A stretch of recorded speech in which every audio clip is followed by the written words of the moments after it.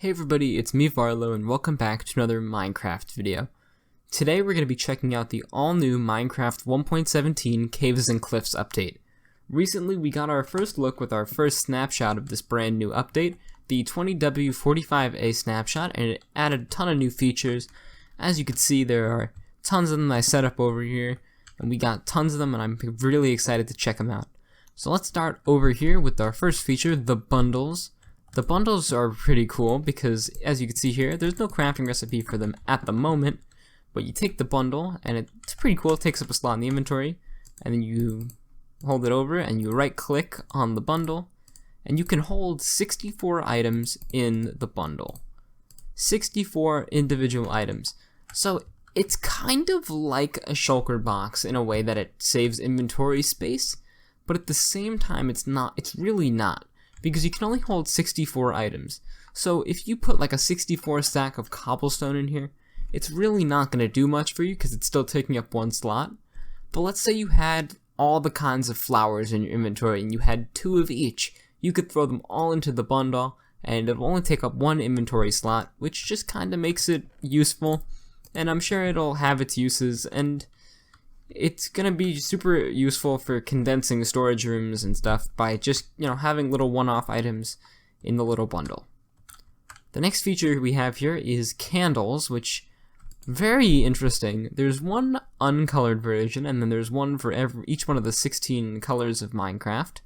Now here I'm gonna take one of these real quick, and I'm also gonna take the flint and steel.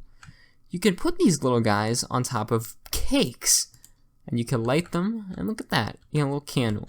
You can also light them with flint and steels, and they're all nicey nice, and it's pretty cool. And you don't take any damage, which is a little confusing, but it's okay. You can also put them in stacks of 4, like with sea pickles and turtle eggs. Only thing is, on a cake you can only put 1, but that's basically it. And I'm sorry I'm going fast, but there's a lot of things to cover.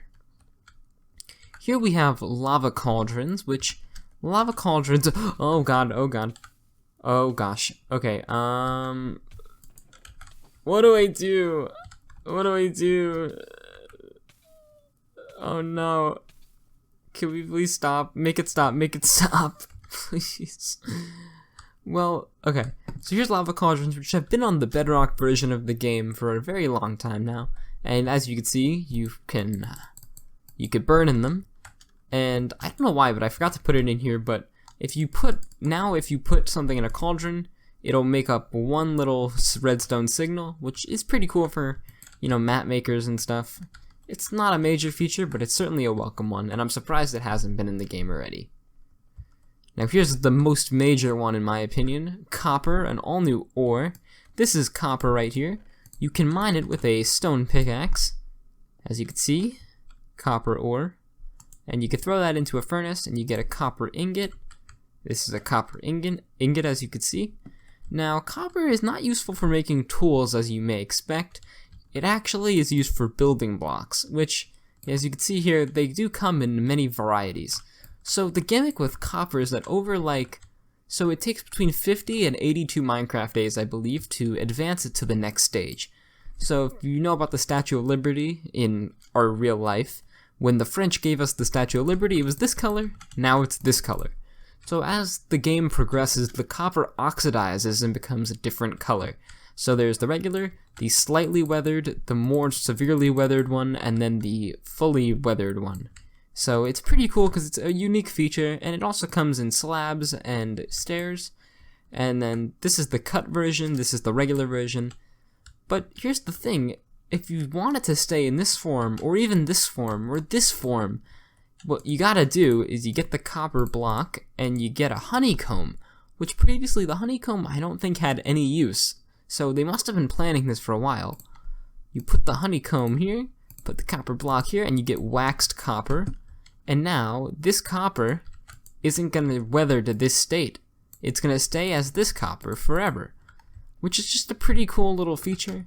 Personally, I don't think I would ever really be using waxed copper, because I really like the idea of it aging over time, but that's just me personally. But I mean, it's, I guess it's everyone's opinion on what they want to do.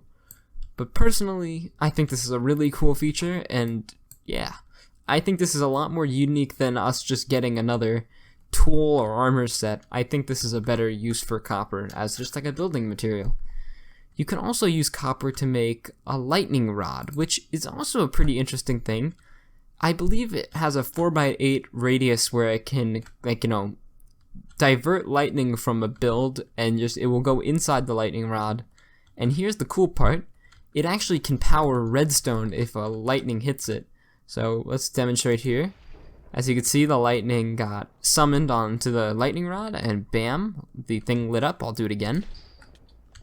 Oh, I got damaged. This is not great. But yeah, I think this is a cool feature, and I think, again, just like the lava cauldron, I think for redstone uses, this will be a really cool feature to have, because it's just another cool way to activate stuff like redstone and lights and doors and stuff. And I think it'll be exciting for people. And if you remember from Minecon, there's also the Skulk sensor coming, which is basically wireless redstone.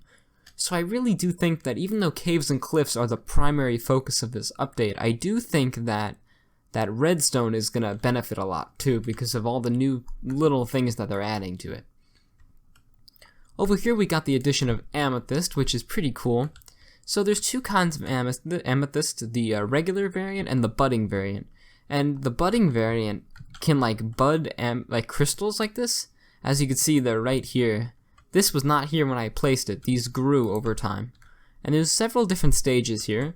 There's the slightly grown, more grown, and then there's the cluster here, which is pretty cool. And actually, it elevates you a little bit if you walk on it. All these do, actually. Did not know that. But yeah, they grow when they're placed on bud blocks. And this one, when you mine it, will drop crystal shards, which you can see over here, crystal shard. It's pretty cool. It looks very pretty. But actually, this stuff does actually have a use. You make the spyglass, which is basically a telescope.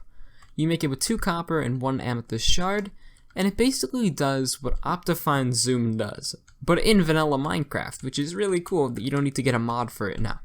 Now, as you can see, I have a little testing dummy over there.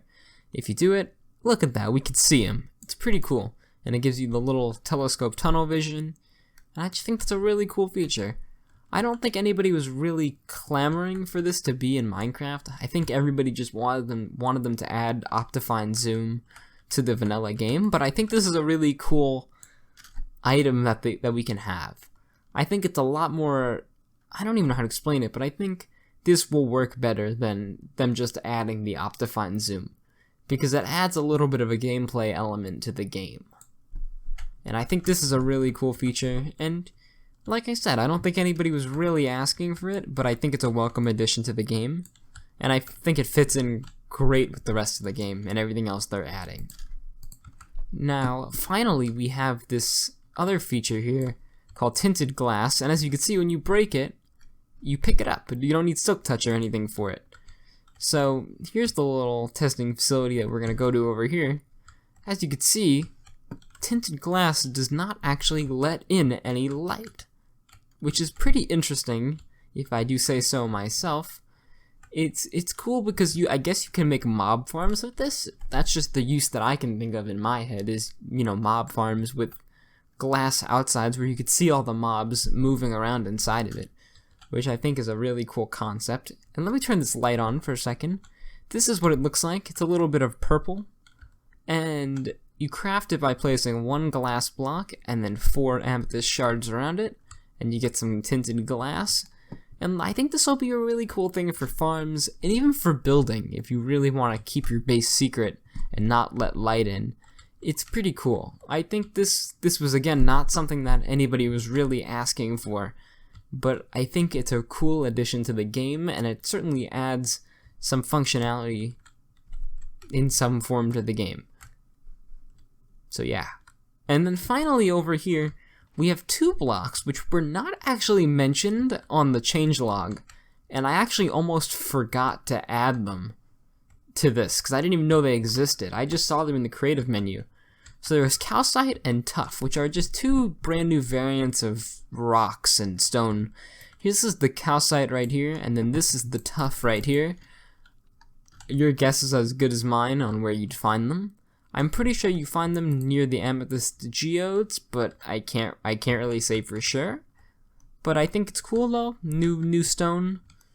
You know, it's a nice little addition. I always love when they add new stone because it's a nice improvement to your building, and there's just so many good opportunities when they add a new building block. Like, even just going back to the copper, I think this will have such a usefulness when building, if that makes sense at all. I doubt it does. But like this specifically, the Statue of Liberty would really benefit from using this green copper here. So you could literally make the Statue of Liberty now, which I think is just so cool. And I mean, this is literally just a fraction of the update. This is just a couple of little features. I know on Bedrock Edition they got goats and the goat horn, which I don't really do Bedrock Edition content, so we'll be waiting a little bit to see those on Java, and when they do, I'm sure to make a video about it. I'm sure I will, unless I quit YouTube before then, which I doubt I'll do. But yeah, I'm really excited for the future of what this update holds, because just from like these little features that I just showed you, this update has a lot of potential to be the best update of Minecraft history. And yeah, I really just I don't really want this update to come out in summer 2021. I want it to come out today, because I don't know how much longer I could wait for this. But with that, that's the end of the video. I know it was kind of short, but I just wanted to do a quick little overview of all the new things that are added. And if you like this video, you know, show how much you like it down in the comment section below, because if you do like this video, I'll do more of these little update style videos, because I enjoy making them, and I'm sure that you enjoy watching them because they help you get the latest news on Minecraft and the new Caves and Cliffs update. And if you like this video, you should share it with somebody that you think would like it, because I'm sure they want to know what the new Minecraft update holds as well. And with that, remember to stay awesome, and I'll see you on the flip side. Bye.